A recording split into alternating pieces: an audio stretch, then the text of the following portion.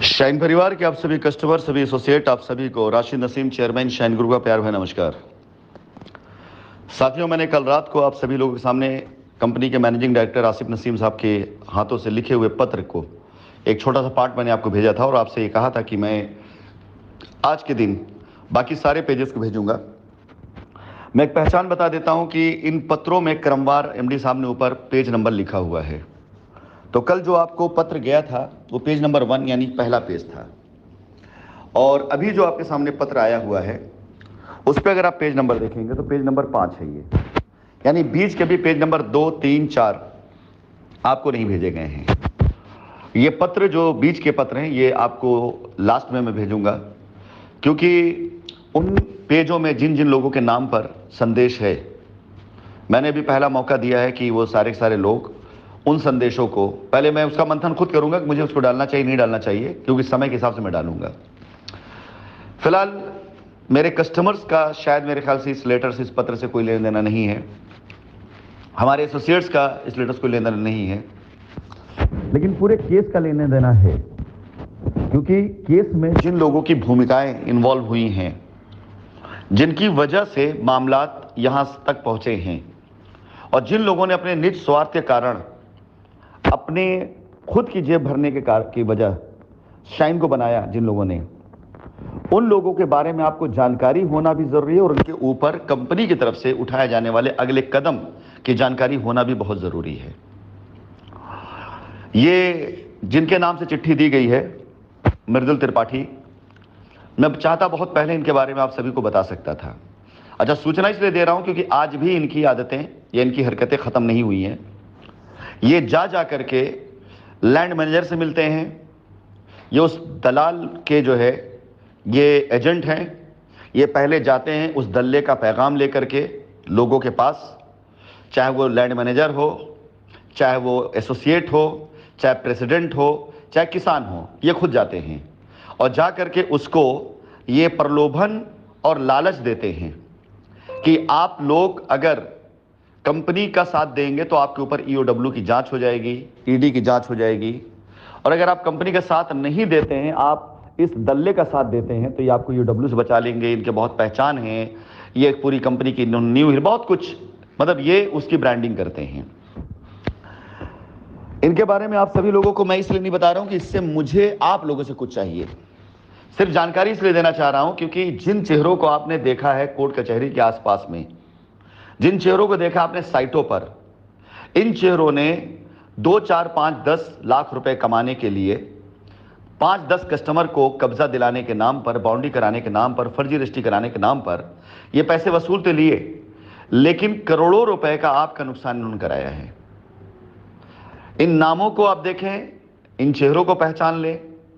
और आगामी तारीख में आप ये जान लें कि इनमें से यदि कोई भी व्यक्ति किसी का वकील बनकर खड़ा हुआ, इनमें से कोई भी व्यक्ति किसी के पक्ष में खड़ा हुआ, या हमारा कोई भी कस्टमर या हमारा कोई भी एसोसिएट इनके साथ खड़ा हुआ, तो इसका मतलब है कि वो व्यक्ति कस्टमर की लायबिलिटी उतारने में जो रास्ते हैं उसमें रोड़ा बन रहा है। इसका मतलब है कि ये लोग सिर्फ और सिर्फ खुद की जेब भरने के लिए कार्य करें। मैं आपको इसका अभी ताजा एक एग्जांपल देता हूं। कुछ समय पहले उस दलाल की पोस्ट को अगर पढ़े फेसबुक पोस्ट पर, तो हमारे एक प्रेसिडेंट जो जेल से छूट कर आए थे, जिनका नाम अभिषेक कुमार ठाकुर था, वो जब जेल से छूट करके आए तो उनकी कई वीडियोस मेरे पास में हैं और उनकी कई ऐसे पिक्चर मेरे पास में हैं जो उन्होंने गुपचुप तरीके से पहले जाकर इनसे मुलाकातें करी, या इन लोगों ने उनको ब्लैकमेल किया हो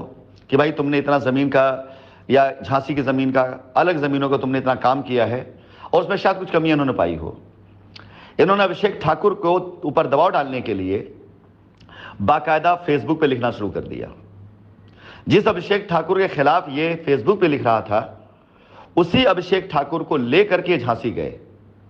और झांसी जाने के बाद उस व्यक्ति के बारे में लिखने लग गया जिस व्यक्ति ने वहां जमीन बेची थी। उसका भी नाम शायद अभिषेक था, अभिषेक राज। अब ये लोग वहां जाते गए, बाकायदा वीडियो डाला इन्होंने, बाकायदा फोटो डाला इन्होंने, और ये दिखाया कि कंपनी की जमीन है और कंपनी की जमीन कोई और नहीं ले सकता है। ये बड़े हमदर्द बनकर कस्टमर गए, और वहां जाकर बाकायदा सभी ये दलालों की पूरी मंडली अभिषेक ठाकुर और साथ ही साथ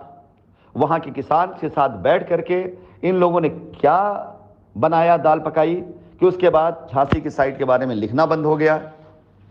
किसी का नाम आना बंद हो गया, सब कुछ सही हो गया। यानी एक हफ्ते तक लगातार फेसबुक की वॉल पर अभिषेक ठाकुर के नाम पर ऐसी चीजें पोस्ट की गई कि जिससे अभिषेक ठाकुर ने उनको संपर्क किया। संपर्क होने के बाद उनके साथ गए ये और जाके सेटलमेंट हो गया। एक हफ्ते तक यही फेसबुक पोस्ट के ऊपर सबसे पहले लोगों का नाम डाला जाता है। जब नाम डाल दिया जाता है, उनके बारे में अफवाहें डाल दी जाती है, खबरें डाल दी जाती हैं, तो जब वो व्यक्ति जांच इनके घर चला जाता है, जाकर इनसे संपर्क कर लेता है। संपर्क करने के बाद वो व्यक्ति पूरी सारी डील बना लेता है, उसके बाद इनका नतमस्तक हो जाता है। और ये सारा काम करते हैं बीच में मृदुल त्रिपाठी। तो फिलहाल एक सूचना आप लोगों को, ये पहली चिट्ठी मैंने भी भेजी है और आप सभी लोगों को बता दूं मैं कि अब मुकदमे में जांच पूरी हो गई है और एमडी साहब से लगातार उनके लॉयर संपर्क में हैं और उन लोगों ने ये बात बहुत ही मजबूती के साथ कोर्ट में रखने के लिए बाकायदा तैयार है, तत्पर हैं कि जब ये मुकदमा ट्रायल पर आएगा तो हर वो व्यक्ति और हर ऐसा कस्टमर या एसोसिएट जिसने कंपनी पे झूठे आरोप लगाए, उन्हें यह जवाब देना पड़ेगा कि कंपनी ने जो फ्रॉड नहीं किया तो आरोप कैसे लगाए इन्होंने। इसी मृदुल त्रिपाठी ने उच्च न्यायालय के अंदर, जिससे पहले पूर्व चीफ जस्टिस साहब थे, उनके ऊपर पहले बंद लिफाफे में एक चिट्ठी दी थी और फिर खुली कोर्ट में इसने कहा था कि 40 करोड़ रुपए का घूस देने का झूठे इल्जाम कंपनी पर लगाए थे इसने, जिसकी जांच के आदेश भी हुए थे। 6 महीने में जांच करके जांच का आदेश देने की बात की गई थी। वो 6 महीना बीत चुका है और कोर्ट उसके से लगी है नहीं। हम उन सारे के सारे ऑर्डर के ऊपर सुनवाई कराएंगे कि क्या वो 40 करोड़ रुपए की जो झूठी अफवाह डाली गई थी उस कोर्ट के अंदर चीफ जस्टिस साहब को देने की, उस जांच में क्या निकल करके आया और जांच करने वाले लोग क्या सबूत लगा के ला के दिए कि जिससे पता चला हो कि हाँ, ये जांच में कुछ ऐसा पाया गया। आप लोगों से निवेदन है, इन चिट्ठियों को पढ़ें, पढ़ करके आगे भी फॉरवर्ड करें। इसलिए नहीं कि इससे आपकी लायबिलिटी उतरेगी, बल्कि इसलिए कि आप लोगों की आंखें खुलेगी कि जो आपने 4 सालों में जितनी गालियां कंपनी को दी हैं, जितने आरोप कंपनी पर लगाए, उसके लिए कंपनी उसकी भागीदारी नहीं थी, इन जैसे लोग उसके भागीदारी थे। इन्होंने वो नाटक, वो परपंच किया था सिर्फ इसलिए क्योंकि इनको कंपनी से नहीं बल्कि कंपनी के कस्टमरों से पैसे मिल रहे थे और उस पैसे के बूते पर इन्होंने गलत रजिस्ट्रियां कराई। उन पैसों की वजह से इन्होंने गलत बाउंड्रियां कराई और ऐसी सारी रजिस्ट्री, सारी बाउंड्री निरस्त कर दी जाएगी, तोड़ दी जाएगी, जिसमें इन लोगों का हाथ होगा। आप में से जितने कस्टमर इनके संपर्क के हैं, आपसे निवेदन है, इनसे बात कर लें, पूछ लें कि राशिद जी जिस बात को कह रहे हैं उस बात को ये आप कैसे बचाएंगे। इनके पास क्या कानूनी पावर है। गुंडई या फेसबुक पर जाकर के बकवास करने से अच्छा कानूनी प्रावधान बताएं कि कौन सा कानूनी प्रावधान है जिससे ये आपको चाहिए। और जो व्यक्ति लाखों रुपए कंपनी से लेकर के कंपनी का ना हुआ, वो व्यक्ति आपका क्या होगा जहां आप इसको कुछ नहीं दे रहे हैं। फिलहाल आगे और भी चिट्ठी आने वाली हैं। अभी एक चिट्ठी इसे पढ़ करके इस रिकॉर्डिंग के जरिए आप जानें। और मृदुल त्रिपाठी अगर किसी से भी संपर्क में आ रहे हैं,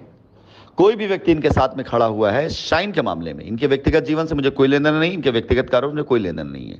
लेकिन शाइन के मामले में यदि कोई भी व्यक्ति इनके साथ खड़ा दिखाई दे रहा है